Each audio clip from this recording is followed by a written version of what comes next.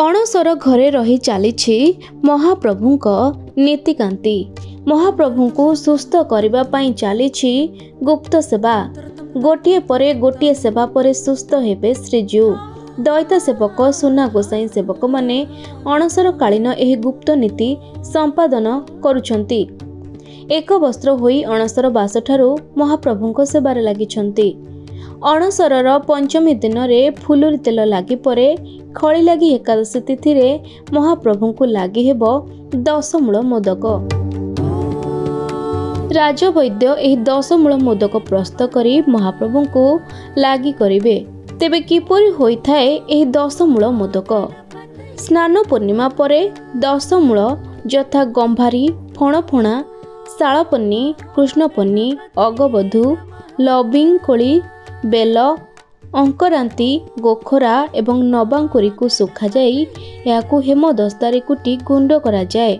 या परे एही गुंड को गामुछारे छणा जाई थाए। नुआ काठ चुली रे कड़ई बसा जाई खुआ, शर्करा, सर, महू, घी और अल्प भांग इत्यादि पका जाई 10 मूल को पाक करा जाए।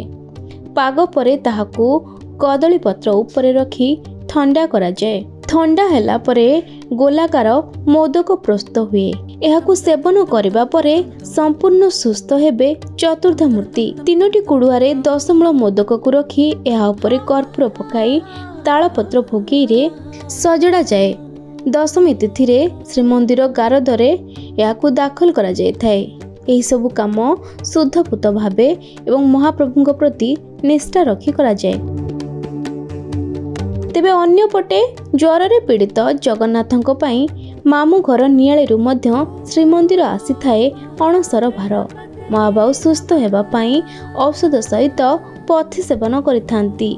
से पथि पाई श्रीजीउंक मामू घर कटक जिला नियाली ब्लॉक रो माधवानंद जीउंक पीठरू अणसरर भार आसी थाए, जहा एकादशी रे फल भोग होई थाए।